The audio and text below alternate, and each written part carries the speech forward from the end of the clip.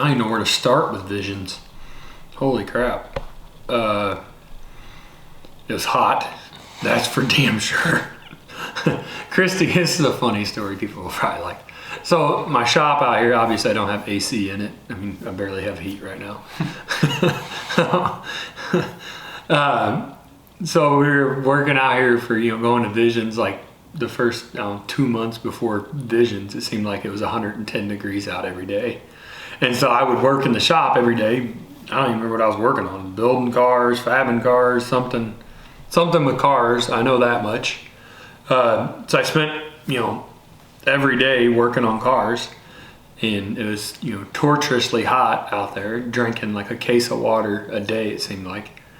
And Christy, I always wear long sleeves. So anybody that doesn't know, I don't know why, I always do, just I weld and fab and like to wear long sleeves.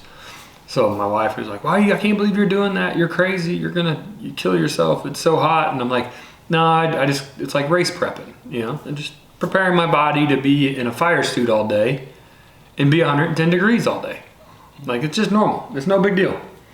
And so we got the Visions. It's hot, and I was actually used to it. I've been working all day, every day, and wearing the long sleeves and everything. So it was really, it honestly was kind of like second nature. The heat really didn't bother me. It was definitely hot. I definitely know it was. Sitting on the line in the 4400 class was torturous. But so basically, let's start off at the beginning. So we get to Visions. Visions is a phenomenal event. It just so happened that it's a drought that year. They haven't had rain there in like 2 months or something crazy. And so everything is just extremely dry, which is not really, they're not used to that. It's really rare there to be that dry. And so everything's extremely dusty, really hot, it's end of July, middle of July, end of July, right in there.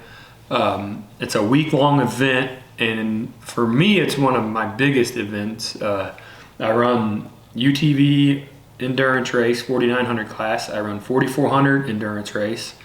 And then we take the 4400 car and we do hill climbing. And we take a UTV and we do hill climbing. And then the last event we ran was switchback in the UTV class. We would have ran 4400, but we had some issues. I'll get into those in a minute. So to start the weekend off, which I was really disappointed they did this. It kind of sucks, but I get it. Is they start with the hill climbs, which to me sucks because that's like, trying to think of good terms to put this in. It's like doing freestyle motocross and then trying to race endurance racing afterwards. Mm-hmm. It's just not a good idea because the likelihood of hurting the cars and tearing the cars up is very high in hill climbing versus endurance. And endurance is what I do, and that's what my points are in, my championship points are in. So I put a lot more eggs into the endurance basket than I do the hill climbing. So being that we run hill climbing first, it kind of bums me out because I can't run the cars as hard as I would like because I can't risk breaking the cars. So in UTV class, we ended up winning the stock class, and I think we ended up 4th or 3rd in the open class in the UTV. I ran the same car in both classes. I just entered it against all the chassis just for fun. So we did really good there. Won the hill climb in our class, in our full body class, and then we ended up going and getting the 4400 car out and running it in the hill climb, and we ended up running 2nd place in the hill climb. So we're running against all the guys that do it all the time. Took an endurance car, and we placed 2nd. Not by much either. We were within tenths of seconds. So very, very close times. Really, really happy with that. And then we turned around and went and did 4900 endurance race. Won that class also. And then immediately got out of that car and went and got in the 4400 car, pulled back up to the starting line, and had to run the 4400 endurance race. The 4400 class, they held us on the starting line due to issues in the course, one of the parts of the course were so dusty where we did a switchback, like went down and did a U-turn and came right back up about 30 foot away from the trail we went down. It was so dusty that it was getting to where it was completely pitch black, you couldn't see. And it was extremely dangerous. So they wanted to change and take that part out of the course. So they held us on the starting line. And being that I qualified second, I was sitting on the front row with Lauren, and we were the first ones to line up, which also meant we had to wait the longest because he had to tell the entire field that they're making the change, which I respect the guys at Ultra 4 for taking the time to make sure everybody knew, because I've been in races where they've told a couple guys, send everybody, and didn't worry about it. And it gets chaotic. So being the fact that they went through and told every single driver, made sure every driver understood what was going on, I got a huge amount of respect for that. So we took off racing there, ended up winning the 4400 race also. That was really good, really hard fought race. Pretty wild, pretty chaotic, extremely dusty. I've never raced in that much dust in the 49 or 44 class. And we ended up coming out on top. It was a great race for us. So we finished all that up, and then we went back that night. I think it was that night or the next night. I can't really remember.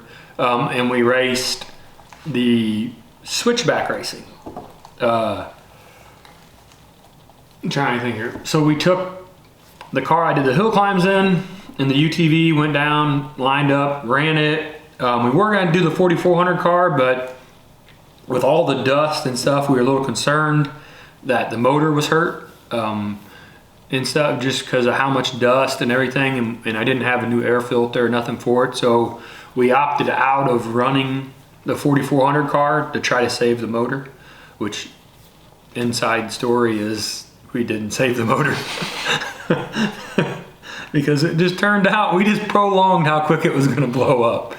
We just waited till the next race and blew it up anyways. So that is what it is, I guess. But ended up winning the switchback racing in the UTV, which was really awesome. That poor car took a beating that weekend. It ran pretty much the hardest races. And we won that. And so I guess we had 5 wins, is that right? 1, 2, 3, yeah, 5 wins there at Visions, which was a huge feat in a week. Pretty much raced every day of the event. We either qualified, raced, and then raced some more. So I did get to enjoy the lazy river once or twice. I think I got in there, but it was a really awesome weekend. So really excited, really happy. I'm gonna have a hard time topping that ever. That was probably one of the few weekends I'll probably never be able to replicate.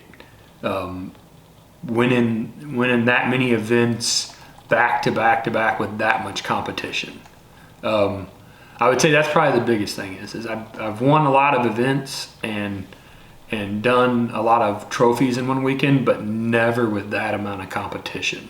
So, you know, to be able to win that many races with guys that on that skill level hunting us down was pretty awesome. So I was really happy. That would be hard to replicate that ever again. I'm definitely going to try, but it'll be hard to do.